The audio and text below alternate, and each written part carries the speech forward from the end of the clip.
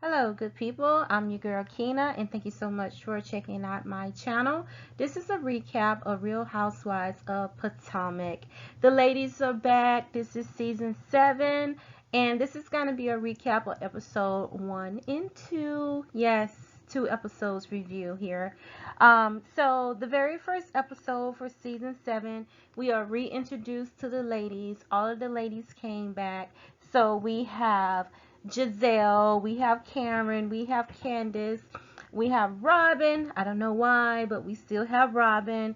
We have Wendy. I don't know why, but we still have Wendy. Ashley is still there. And also, they welcome back Sharice. Don't know why Sharice is back, but she's back, guys. And Sharice, she was a part of the first couple of seasons of Real Housewives of Potomac. And I'm guessing now she's back as someone that's officially divorced. She's back on the market dating. And it appears allegedly that she has some tea on Miss Karen. So I guess that will probably play out throughout the season. All right, on this first episode, we have where the ladies, as far as Karen, who's looking awesome, older lady, the older one on the cast, but she is looking great. Karen, Ashley, Giselle, and Robin, they all meet at the park. They're having like a picnic, and they just pretty much discuss where they are or what's going on with them. And one of the main things is that Ashley and Michael are getting a divorce. But Ashley says that they're also buying a house together. And everyone seems to be a little confused about that. And although they are getting divorced, they are still living together. So, um, the ladies also mentioned Mia, and Mia, she had been on social media posting about her health. It's been alluded that maybe she had found out she had cancer, but then it's like she came back and she gave some conflicting information. So no one really knows if she's actually sick. Does she have cancer? Or what's going on with her? So the ladies are pretty much saying that her posts were kind of weird, and I think it was where she also made some edits to some of the posts that she put on social media. So later on, we have Candace is with her husband Chris, and they're at a fertility doctor. And Candace, she's taking the steps to freeze her eggs. She's not trying to get pregnant at the moment. However, she knows that pretty soon she's going to have to make the move if she would like to have kids. And one of her moves now is to go ahead and freeze some of her eggs. So her plan is to get pregnant later on during the year, but she also want to have some eggs frozen, in case it's time. When it comes time for her to try to conceive the second baby, she'll already have some eggs ready and not have to worry about not having any eggs at that future time. And her and Chris, they also talk about him having a job outside of the house now because he used to work from home. And so now he's working outside the house and his hours are kind of like crazy. And she's asking him to be consistent with his days off so they can really work on trying to get everything in order for the IVF that they're going through, for her frozen eggs, whatever that process may be with her trying to be reproductive, to have kids. All right, so later we do see Robin meet up with Sharice. This is how Sharice is introduced back into the show. They meet up at a restaurant, and of course, Sharice is asking Robin, when is the wedding date? We know that one proposed to her, I think, about 2 years ago. Robin and Juan, they've been married before, and they still live together. They do have their kids together. They've been living together, raising their boys. And so Juan decided to re-propose to Robin, and they're to get married again, but they have not set a date. And so Robin's talking about that's not something that's on their agenda right now. It's not something important for them to try to get through. That she's considering asking him for a prenup. And so Sharice asked Robin, well, did you have to sign a prenup when you first married him? And Robin said, yeah, I signed a prenup. It wasn't a problem because Juan used to be a basketball player. So, but she said, Robin's like, with the prenup that she's thinking about, she does not want one to think that he's entitled to half, because he should not get half or anything, because she didn't feel that she was entitled when the tables were turned when he was the breadwinner. But now that she's the breadwinner, she does not think that he's entitled to half. And so, Cherise, she disagrees with it, and she was like, well, even when I went through my divorce, do you not think that I was entitled to half? And so Robin's like, no, you were not entitled. So anyway, I guess we can look forward to seeing Robin try to approach Juan about signing a prenup, and with him agreeing to not wanting half. So I kind of think that she should just steer clear of it. Her and Juan have been together for such a long time. They've been raising their kids together. Even though they're not married, they were married before, and they still continue to live together. So I don't even understand the whole wedding thing unless she just want to have something on TV. I'm like, just go to the courthouse already and just get another marriage license. What's the big deal? Save that money. You've been through a financial crisis before, so you should have really learned your lesson and just try to bank all the money you can for your kids' future and whatever future you're trying to have with one. But I guess this is part of her storyline, and she's got to do what she has to do to stay on the show, right? All right. So, Cherise, she also had shared with Robin about her dating now since she is no longer married, and how she's also dating younger guys. All right, Cherise, whatever. I don't even care. Mia. Mia, we find out that Mia, she's in the same neighborhood as Karen. So her and Karen both are renting these big ass nice homes in Potomac. And Mia, she shares that she's spent over $65,000 renovating a rental home. But if you have the money, I guess that's what you can do with your, well, that is what you can do with your money. Anyone, no matter how much the amount you choose to do with your money. So she chose to take $65,000 to renovate a rental home that she is not buying, but is down the street from Karen, who's also renting a home in that same neighborhood. The house is very nice. And she also is at the home having like a get together with her family. There's a lot of family there. They have a lot of food spread out. All the food looks delicious. And her mom is there. So it seems that Mia and her mom are really building a relationship, which is great. Um, so that was good. And her mom asked her about her situation as far as with the health scare. And Mia shares that there's a lot of lumps that's in her body, and there are she's taking some procedures to have some of the lumps removed, and they are being tested. So she's not sure if it's like what's, she's really not saying what the health is. So we don't know if she has anything serious or not, and what's going on with her. It sounds like she's waiting for some test results to come back. So Wendy, we see her. I don't know why she's still on here, but she meets up with Peter. Peter is Cynthia's from the Real Housewives of Atlanta ex-husband. We know Peter has started some businesses. Even on Atlanta, he had like a couple of bars that he opened.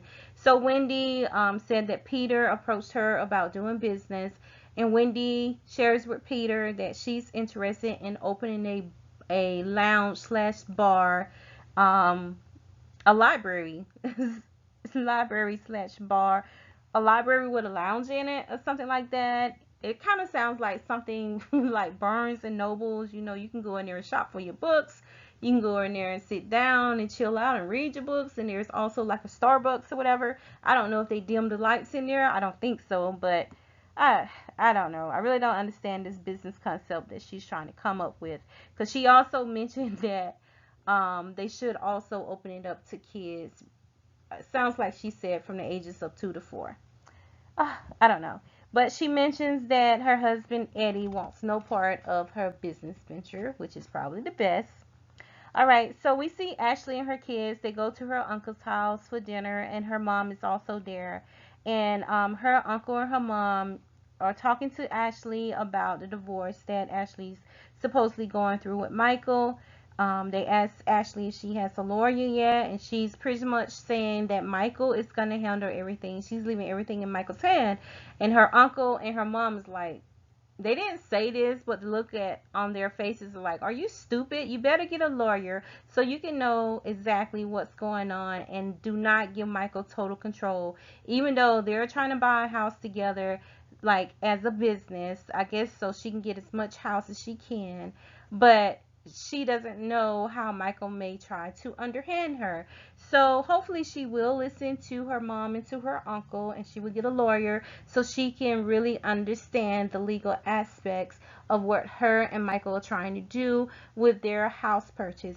So it sounds like Ashley is depending on Michael to get them a house for her and the kids, and it sounds like she's trying to present it as if Michael's not going to live there. But I kind of feel like Michael and Ashley will continue to be together no matter what. No matter if Michael's sleeping with other people or if Ashley even dips out, they'll still be together. But hey, if that's the way they want it, let it be. All right, so we get a glimpse at Giselle's. A lot of people have been calling it Giselle's shack, her house that she bought, and she's done so many renovations to it. So a glimpse at it, it looks pretty decent. She did like a, I think it was a round driveway, and the entryway looks much better. And then we get to see her beautiful little girls. The oldest girl is not there. I think her name is Grace, but we get to see the other two girls, the twins. I think Adore and I don't remember the other child's name, but the pretty little girls, they come out and they help Giselle pick out her outfit for Karen's spring fling that she's throwing for all of the ladies. So at Karen's spring fling, Giselle is sharing with Karen that she thinks Ashley is lying about her divorce from Michael, and that the whole thing doesn't sound right. Giselle's always up in people's business, but hey, that makes the show, I guess, right? And so she even tells Robin's business by mistake about, excuse me, about one not being on Robin's house. Like Robin got her house by herself, and she did not put one's name on the house. And Karen's like, I don't think we were supposed to know that. So Giselle is dropping tea that she shouldn't be dropping, spilling tea that she should not be spilling on Robin, her girl Robin. And Robin's not there at the moment. So, Candace arrives and they share with Candace about Ashley getting a divorce from Michael. And Candace, like, if it's something true, she will be the one to throw the divorce party because Ashley deserves better than Michael. And she says so many different names. She really does not like Michael. So, that's a clear understanding. All right, so Wendy arrives also to the spring fling, and when Wendy gets there, she goes to speak to Giselle. She's like, Giselle, hi, how are you? And Giselle's like, all good, I'm good, I'm good. And so Wendy tries to give Giselle a hug, and Giselle is like, no touching, no touching, because Giselle has not forgiven Wendy from for the things that she said the previous season about her family. And Wendy did really go off on Giselle last season, so oh well. And then we have Mia. Mia arrives, and Giselle is just like, hey, so this is what no cancer looks like. And Mia was like, what? You know, and Giselle was like, well, you made a post, and then you changed it, and then you said something conflicting. And Giselle is really out of place with the way that she's talking to Mia. And so Mia just like, you shut the fuck up. Just shut the F up, you know? So that's how it went with season 7, episode 1. And then when we get to episode 2, we're back at the spleen fling. And this is where Mia is cursing Giselle out.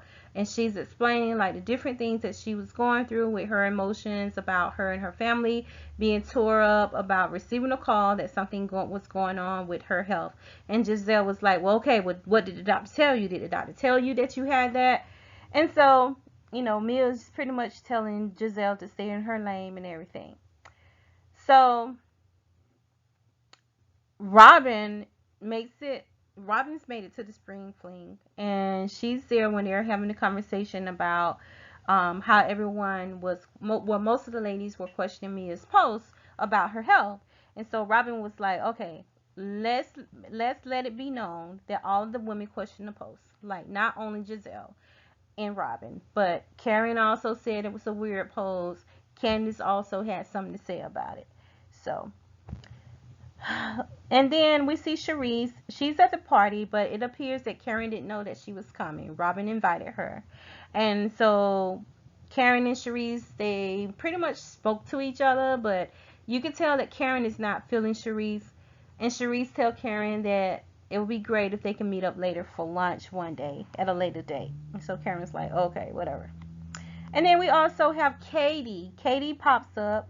Katie has a bald head. She shaved all her hair off. She's always been skinny. And so anyway, she comes through and she's bouncing around. She grabs Ray's butt because she's one of the people that Ray said that he had. I guess he has like a crush on her or whatever. So I really don't understand the whole point of her coming in grabbing Ray's butt. I thought it was very disrespectful to Karen. Even though Karen didn't say anything, she pretty much laughed it off. But okay, ladies. All right. So next we have Robin and Giselle. They meet up. And Robin tells Giselle that it wasn't her place to tell her business. I don't remember how Robin found out that Giselle had spilled the tea about one being on her house and being on the house, and that Robin got the house by herself and one has no part or no dealings with the house. And so, Giselle tried to squirm her way out of that. And Robin also tells Giselle that her delivery to Mia was very foul, asking Mia about the post that she had put out there on social media concerning her health. And I really appreciate Robin for that. So, like, okay, good. You're checking your girl Giselle, because Giselle can be very out of pocket with the way that she run her mouth about stuff, especially when she has so much stuff going on herself. And so Giselle's like, okay, yeah, I understand. I understand the delivery was wrong. So Giselle messages Mia. And of course, later on, we find out that Mia, she's not even studying Giselle, and she didn't even open up the message. You know how you can read the message without letting the person know you read it? So that's pretty much what Mia did. She's like, whatever. All right, so Robin also shares that she had met with Ashley like the day before, and Ashley's already put an offer on the house. And they have this whole thing about Giselle still not understand what Ashley's doing with a divorce and trying to get a house with Michael. And Ashley had always also shared with Robin that um, she had got a DM from Chris, Candace's husband, telling her that she should have came to the W where he works, that she should have came to the W. And so Robin was like, okay, well, that's where he works, and maybe he was just trying to get you to come out because he's trying to grow the business at his job. And so it was like in the wee hours, maybe after 2:45 a.m. And so Ashley wasn't sure how to feel about that or whatever, but Robin's like, she really wouldn't read anything to it, and it was just like he was just replying to an Instagram story that Ashley had put out there with her and her friend. Like, they were hanging out somewhere, and she put it on Instagram, and Chris basically just replied that you should have came to the W. Since you guys are out having a good time, you're at that spot, but you probably would have had a better time if you came over here. In so many words, that's what he was saying, and that's what Robin was trying to explain to Ashley. And that Chris is also the general manager at that place that he was referring to at his workplace. So that's just part of his job, trying to get people to come over there. All right. So later on, Giselle shares with Robin that she also felt a kind of ways with Chris. And this was like after the reunion, and that Chris is always in her DM, and she don't read too much into the DM, but after the reunion that they had, he asked to speak to her afterwards, and they went to her dressing room, and she was thinking that her glam squad was going to be there, so it will be her glam squad, and Chris. But when they got to the dressing room, no one was there. Everyone had left. And she said she felt uncomfortable. But my whole thing is like, okay, once you realize no one was there, why did you not step outside the room and step into a more open area, Giselle? I don't know. So Robin's still like, well, she still wouldn't call that anything and that he didn't try anything, so there's nothing to read into it. All right, so later on, the ladies, they all meet up at this dance class that Ashley's put together, right? So at first, it's well, Karen reached out to Ashley and told Ashley that she had 102 fever, so she wasn't gonna make it. So no Karen. So at first we have Ashley and Giselle and Robin. They all meet up at the dance studio at the same time. The ladies are looking so fabulous. You could tell they're exercising, doing whatever, keeping their bodies in shape. They're looking good. Yeah, I gotta get on the treadmill. So and so Ashley and Giselle starts questioning Ashley again about the whole house thing and all that stuff, and why would she want to get a house with Michael. It's just, I don't know, it's really nonsense, but I guess this is a storyline that they're going to carry out, because I'm like, really, Giselle, it's none of your business. And Ashley, she does have to be careful. If it is true that she's going to divorce Michael, she really needs to listen to her uncle or mom, to have a lawyer to look over everything and not just go along with whatever Michael's saying. So, but Giselle's like really trying to dig into it, trying to call Ashley a lie, that she does not, saying that she does not believe that they're getting divorced and that Ashley's lying to her, blah, blah, blah. And so Ashley's like, well, didn't you and Jamal Bryan get back together after 15 years? And she was like, yeah, after 15 years. And so Ashley was like, well, I didn't know there was any type of stipulation. And then Giselle was like, okay, so are you guys back together or what? So it was just a bunch of craziness with that. Didn't even make sense, really. All right, so the other ladies, they are, oh, Sharice arrives and she finds out that Karen's not coming, and that and then so Giselle is like, okay, did Karen really have a fever, or is it that Karen's trying to avoid Sharice? Because Sharice had shared with Giselle that she tried to reach out to Karen so they can go to lunch, and Karen never did respond. But maybe Karen wasn't feeling well, ladies. Maybe she wasn't feeling well. But Giselle is thinking that Karen does not want to meet with Sharice because she knows Sharice has a lot of tea on her. So maybe we'll hear about that more as the season continues to go. All right. So the ladies decide to go into the dance studio so they can start their warm-ups and everything. And then we have Wendy that comes to join the lady, and also Candace comes to join the lady, and they all do their moves or whatever. So we get to see them dance. They all look really good, really, really good, and they all had good moves and everything, except for Robin. She was looking kind of awkward out there. I thought it was gonna be more Giselle, but it was more Robin. So Giselle asked Candace to, if she could speak with her for a moment, and oh, I'm not sure if I said it before. However, I apologize if this is a repeat. Earlier, Ashley and Candace met up. Candace shared with Ashley her experience of going to the Grammys and how she was networking with everyone, networking with the people in the music industry, which is something that she's really, really wanted to do and something that she's going to continue to work on.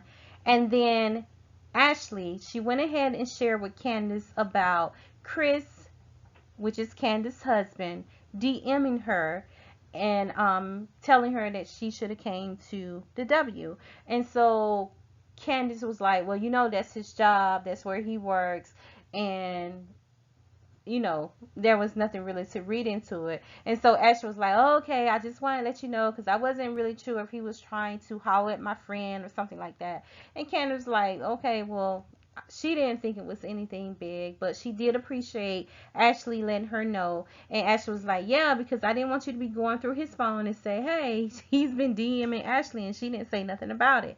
And Candace was like, yeah, I want you to tell me these things. And Ashley said, yeah, because remember, and Candace was like, because you know I would tell you. And Ashley said, yeah, I know you will tell me, because you did tell me. And so they flashed back to the time that Candace had let Ashley know about Michael trying to get with one of her friends at the strip club or something like that. So anyway, at this dance studio, after the ladies have did the dances and everything, Giselle asked Candace if she could have a moment with her. So Giselle and Candace are sitting on the floor, and Giselle, she wants to bring up, well, she does bring up about Chris and how she felt uncomfortable with Chris, and she was like trying to insinuate that Chris had hit on her. And so Candace, which I really do not blame her, Candace is looking dead at the camera. You can tell she's looking at the producers. She's like, wait a minute, what is going on here? What is going on, you know? And she jumps up because Giselle is trying to really make it seem like Chris had did something so inappropriate. But Candace not trying to hear this at all. I mean, she's already met up with Ashley, her and Ashley talking about Chris DMing Ashley in the wee hours of the morning. And then here she is with Giselle, and Giselle is trying to say that Chris is giving her like the uh-oh feeling, like he's trying to come on to her. And so Ashley, she's like, I need to speak to Eric, and I guess Eric is one of the producers. She walks out and she was like, I don't need a camera for this. No, I just want to speak to Eric. And her and Eric, everything's still on camera and you can hear her. And she blesses them out. When I say blesses them out, she curses Eric's ass out. And she's like, what are you guys trying to do? You're not going to do this to my husband. And you better go and get Michael. Michael is free for this. Michael is Ashley's husband. She was like, you better go get his ass grabbing self. Is that something you want to do to someone's husband? Because that's not going to go down with her husband, Chris. Great, Ashley. I mean, great, Candace, for standing up for your man. And that's how episode 2 went off. So we'll see what happens on this coming episode for this week. They air on Sunday nights. I want to thank you guys so much for checking out my channel. This was a recap of season 7, episode 1 and 2 for Potomac. It is a very good season so far. This is 2 episodes down, and I don't know how many episodes they were going to take for the season, but I am here to watch it and to recap it.